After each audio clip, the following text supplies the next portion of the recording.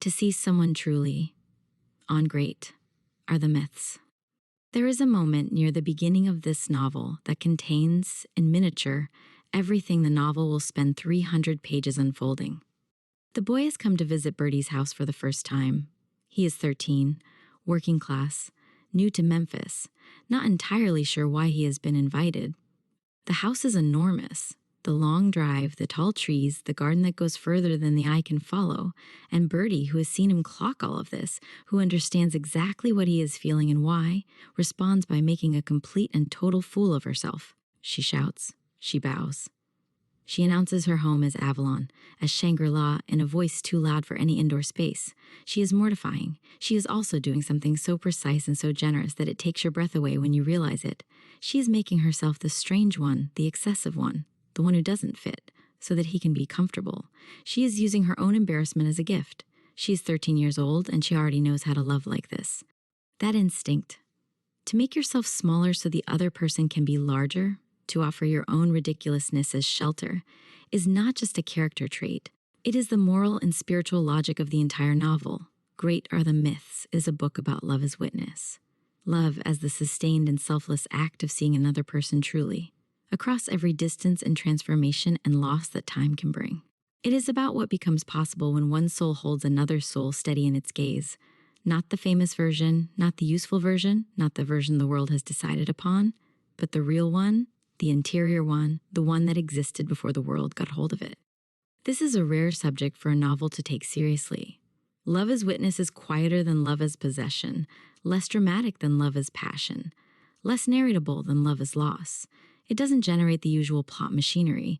It resists the climax and the rupture and the clean ending. But it is, the novel insists with every page, the deepest and most consequential form of love there is. And it is, in the end, the only one that truly lasts.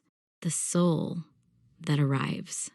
Birdie arrives in Memphis in November 1948, as if she has been placed there.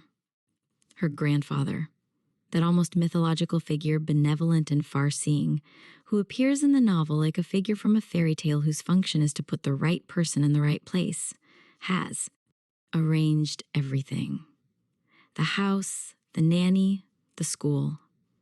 And on her first day at that school, she meets the boy. The novel presents this as coincidence, and it also presents it as anything but. The prologue is titled Predestination. The epigraph is Whitman. Our journey is entirely imaginary. That is its strength. It is imaginary to the point of being real. The title of the novel itself is drawn from Whitman's great democratic poem, Great Are the Myths. I too delight in them. Before a single chapter begins, the novel has told us what kind of story this is. One in which imagination and reality are not opposites, in which the journey is both invented and true, in which great myths are not falsehoods but the deepest available form of fact. In this context, Birdie's arrival is not coincidence. It is predestination in the specific sense the novel means. The soul finds what it needs. The boy is 13, newly arrived in Memphis from Tupelo, carrying something enormous and as yet unnamed, a musical gift, a quality of presence, a frequency the world doesn't yet have a receiver for. He is also lonely in the specific way of the person who is ahead of their time, the loneliness of carrying something you cannot yet share, because no one around you can hear it. He needs a witness. He needs someone who will see what he is before the world decides what to make of him. And Birdie appears. She is, in the Jungian sense, his anima, the soul dimension made external, the feminine principle that carries the imagination and the freedom and the mythological self. She is literally everything he is not yet able to be in public, free, excessive, uncontainable, dancing across lawns, flying in and out of boarding schools, insisting on her own full existence without apology. She shows him, by being it so completely, what it looks like to live at full amplitude. And he shows her, this girl who arrived in America running from English grief and English smallness, what it looks like to transform longing into art. They are, from the first day, making each other possible. The Proustian ordinary. The novel's most extraordinary technical achievement is the way it locates its deepest truths in the most ordinary details. This is the Proustian inheritance, not the long sentences or the formal architecture, but the understanding that memory is the medium of love, and that memory operates through the specific and the sensory rather than the general and the abstract. Birdie does not love the idea of the boy. She loves the boy who asked for Pepsi-Cola because it was cheaper and went scarlet when she swapped it for Coca-Cola without comment. She loves the boy who came out of the bathroom wet all down his front and wouldn't explain why. She loves the boy who ate Miss Mary's sandwiches with his eyes going wide, who rode his bicycle home in the Memphis dark, who cried in a bathtub because fame was frightening and he didn't know how to say so. She loves the specific, particular, unrepeatable human being, not the symbol he is becoming. Not the icon America is constructing from his image, but the real boy asking to be looked after. This is the novel's most radical gesture, and the most loving one. In the same years that this story takes place, America is turning the boy into Elvis, into a cultural force, a moral panic, a projection screen for everything the culture desires and fears simultaneously. The machine of fame is doing what it always does. It is replacing the person with the myth. And Birdie, quietly and persistently and without any apparent effort, refuses to participate. She keeps seeing him. She keeps remembering the Pepsi-Cola. She keeps the inventory of small true things that constitute a real human being rather than a symbol. This is what Proust understood about memory that most novelists miss. Remembering someone truly is an act of love. To hold the image of another person in your mind with fidelity and precision. To resist the fading and the simplification and the mythologizing that time performs on everyone is to perform the highest service one person can perform for another. You keep them real. You keep them themselves. You refuse to let them become only what the world has made of them. Birdie does this for 300 pages. She does it from Memphis to New York, to Bryn Mawr to California to Paris, across marriages and careers, and the accelerating movement of the mid-century world. She is, in this sense, the novel's moral hero, not because she is saintly or uncomplicated, because she absolutely is not. She is vain and impulsive and occasionally cruel and always excessive, but because she never stops seeing him, not once. Not even when she is engaged to someone else. Not even when she is 6 months pregnant at a funeral and he doesn't notice the bump because his mind is elsewhere. Not even when the last phone call crackles and goes silent. She sees him. She keeps him real. The soul bond. The novel's deepest subject, beneath the myth and the music and the glittering surface of 1950s America, is what it calls. In the one moment it allows itself to name it directly, the soul bond. Soul bonds are not romantic relationships, though they may include romance. They are not friendships, though they contain friendship. They are not family, though they generate the same quality of unconditional knowledge. They are something prior to all of these categories. A recognition at the level of the soul, a resonance between two interior lives that operates independently of circumstance and proximity and the ordinary logistics of human connection. The novel's proof of the soul bond is the boarding school. When Birdie leaves for Miss Porter's, the bond doesn't weaken. It changes register. They begin to inhabit each other's minds across the distance. She drifts into his thoughts. He appears in hers. When she is at commencement, years later, she lets herself drift into his mind like a light, jolly fog and sees him eating lunch on a studio lot in California and hears him sing to no one and watches the smile move across his face when he thinks of her. He says, "To an empty room, go get him, little girl." He is talking to her. He doesn't know the difference between talking to her and talking to himself, because at that level of connection there is no difference. This is not presented as supernatural. It is presented as the natural extension of a bond that was always operating below the level of the merely physical. They were soul bonded from the first day. The boarding school just made it visible, proved that what existed between them didn't require a room or a telephone or even the same city. It required only the continued willingness to be present to each other, and both of them always were. The soul bond is also the novel's answer to the question of what love actually is.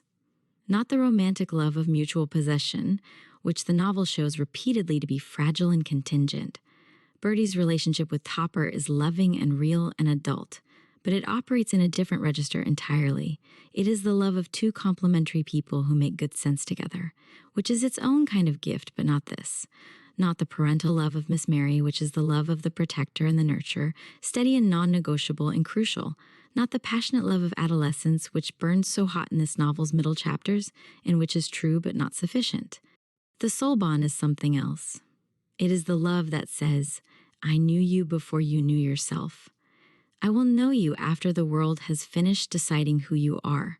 I will carry the true version of you, the interior version, the version that existed before the fame and the mythology and the noise. I will carry it carefully and permanently, and I will not let it be replaced by a lesser image. I am your witness. I am the proof that you existed as a real person, and not only as a symbol. I will not forget the Pepsi Cola. Movement and freedom. Birdie is always moving. This is not incidental. It is her nature, the nature of the soul figure, the anima, the Jungian feminine principle that the novel has made flesh. She dances across lawns. She twirls down corridors looking up at the ceiling tiles as if they're a sky she needs to reach. She flies between Memphis and Connecticut and New York and Massachusetts and California and Paris, between the South and the North and Europe and back again, between the boy's world and her own, between the person she was in England and the person she's becoming in America. She is the novel's emblem of freedom.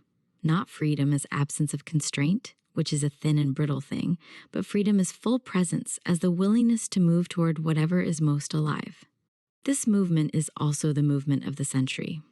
Great Are the Myths is set in the decade when America shifted permanently into a higher gear, when the car and the plane and the television changed the speed at which life moved, when the old hierarchies of place and class and race began, slowly and violently, to crack, when the music that the novel's boy was making became the sound of a culture breaking out of one form and into another.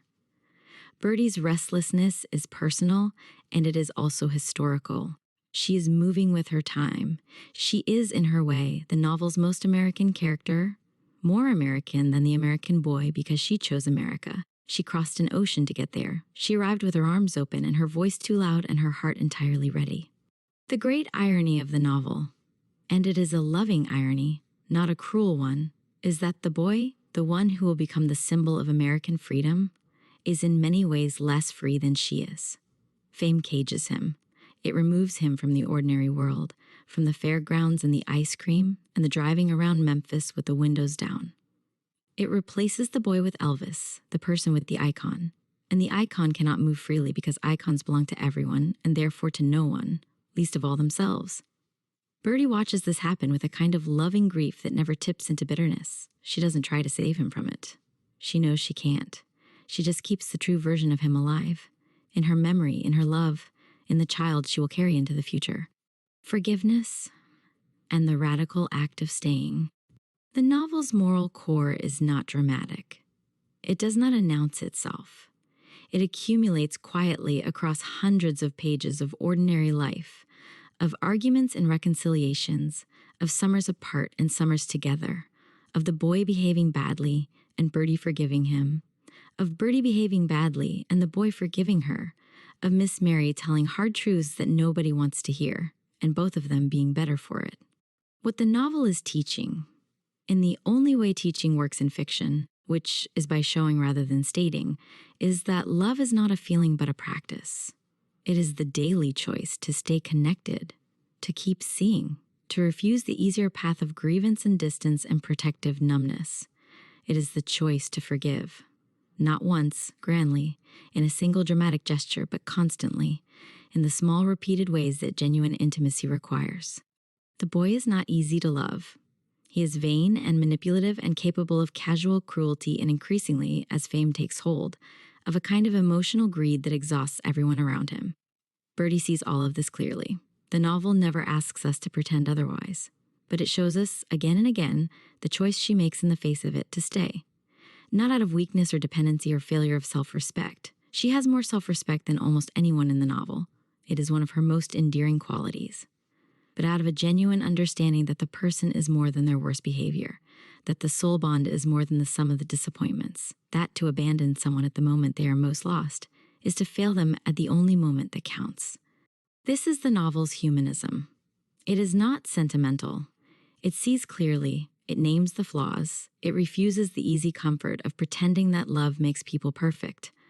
But it insists, with every page, that people are worth the effort of continued seeing, that nobody should be abandoned to their mythology, that the human being inside the icon deserves a witness who will not be dazzled by the light into forgetting the person. Take nothing for granted. Stay connected. Forgive. Keep seeing. These are not complicated ideas. They are, in practice, the hardest things in the world, and the novel demonstrates their difficulty and their necessity with equal honesty and equal love. Miss Mary and the still point. Every novel in motion needs a still point, and this one has Miss Mary. She is not a secondary character. She is the novel's moral compass, its conscience, its most reliable narrator of truth in a book full of myth and fantasy and romantic projection. She's also, quietly, its most radical figure, a single American woman in Memphis in the late 1940s and 1950s, whose position in the household is formally that of nanny and housekeeper, but whose actual role is nothing less than the guardian of a soul. She raised Birdie. She kept the room ready for the boy even when Birdie was away at school. She told both of them the truth when they needed it, with the particular directness of someone who loves without agenda. The scene in which she sits Birdie down after the disastrous 15th birthday party and delivers her verdict, precise, unflinching, and entirely loving, is one of the novel's great set pieces. She doesn't soften it. She doesn't perform it. She simply says what is true and waits for Birdie to hear it. And Birdie does hear it, eventually, because Miss Mary has always been the voice she trusts most, the one whose love is not contingent on Birdie being perfect or even particularly good, but whose love is also not blind. Miss Mary sees Birdie as clearly as Birdie sees the boy. She keeps her honest. The novel doesn't make enough of a point of this. It doesn't need to. Miss Mary's presence on every page where she appears is its own argument. She is the proof that love as witness is not the exclusive property of the romantic or the mythological, that it operates in the daily and the domestic as fully as it operates in the grand and the legendary. She witnesses Birdie across the whole of her growing up with the same fidelity that Birdie witnesses the boy. The chain of loving witness runs through the novel at every level, from the mythological to the kitchen table. She is, in the end, the novel's true heroine, its most completely realized human being. Its ground. The baby. The baby arrives on Thanksgiving. He is perfectly late and perfectly perfect. Birdie names him John George Lionel Montgomery, after Jack Kennedy, after Grandpa George, and calls him Little Jack, or JG, and is so completely in love with him that everything else fades into the background. He is the boy's child. The novel lets this rest as a private knowledge, never stated in the prose but present in the structure, in the timing, in the quiet decision not to tell the boy, in the sense that Birdie is carrying something forward that belongs to both of them and always will. He is also, as the novel has made clear, more than a baby. He is memory, myth, creativity, love, the soul bond made physical and permanent and future-facing. He is the proof that what Birdie and the boy shared was real as anything gets, as real as a child, as real as a person who will grow up and inherit houses and carry within him, unknowingly, the frequencies of a man who sang in Memphis in the early morning dark before the world knew his name. But he is also simply a baby, small and warm and breathing, and Birdie holds him with the uncomplicated devotion of someone who has finally found the form that love takes when it is no longer reaching for something outside itself, when it is simply present, fully, to what is here. This is the novel's closing movement, and it is perfect. Not because it resolves everything. It doesn't. The boy ships out, the world moves on. The distance between their lives is now permanent, but because it demonstrates the novel's central truth one final time in the most concrete possible form. Love doesn't end. It changes form. It finds new vessels. It carries forward. The soul bond between Birdie and the boy doesn't conclude with their last conversation in the California desert. It continues in the child, in the memory, in the myth, in the ongoing act of witnessing that Birdie will perform for the rest of her life, keeping the true version of him alive in the way that only the people who loved us before we were famous can keep us alive. "I'll never really leave you," she whispers in the desert. And she doesn't. What the novel knows. Great Are the Myths was not, its author has said, constructed so much as called forth, a soul calling, a felt truth that found its form. This is audible on every page, in the way that only genuine feeling is audible in fiction, not as sentiment, which is feeling that hasn't been earned, but as emotional precision, the sense that the words are landing exactly where they needed to land because they came from somewhere true. What the novel knows, what it carries in its bones, what it is trying to give the reader, is this, that the deepest human need is to be seen, not admired, not desired, not mythologized, seen. Held in another person's gaze with accuracy and love, and the willingness to keep looking even when the looking is hard, even when the person is lost in their own mythology, even when the distance between you is an ocean or a decade or a whole other life. It knows that this seeing is an act of will, a daily practice, a form of courage. It knows that it requires forgiveness. Not the grand forgiveness of the dramatic gesture, but the small repeated forgiveness of staying present to someone who disappoints you, who fails you, who becomes temporarily someone you don't recognize. It knows that the soul bond is real as the body, as real as music, as real as memory, and that it operates by its own logic, outside the ordinary categories of relationship and time. It knows that ordinary life, looked at with enough love, is already mythological. That the Coca-Cola and the Memphis heat and the wet pajamas and the ice cream after the first day of school are not the small change of a larger story. They are the story. They are what love is made of. They are what memory preserves and what loss mourns and what witness keeps alive. And it knows, this is its most generous and most radical knowledge, that love of this quality does not diminish the lover. Birdie does not disappear into the boy's story. She has her own story, her own life, her own considerable myth. She goes to Bryn Mawr. She walks through the mid-century with her eyes wide open. She falls in love with Topper in a different register. She builds a life on her own terms. She graduates magna cum laude and makes jokes about it. She moves through the world with an excess of vitality that the world never quite knows what to do with. She is not diminished by loving him. She is enlarged by it. The soul bond gives her more of herself, not less. This is the novel's final and most important truth. Love as witness. Love as the sustained, selfless, unclenching act of seeing another person truly is not sacrifice. It is not the giving up of self. It is the fullest possible expression of self. It is what the self is for.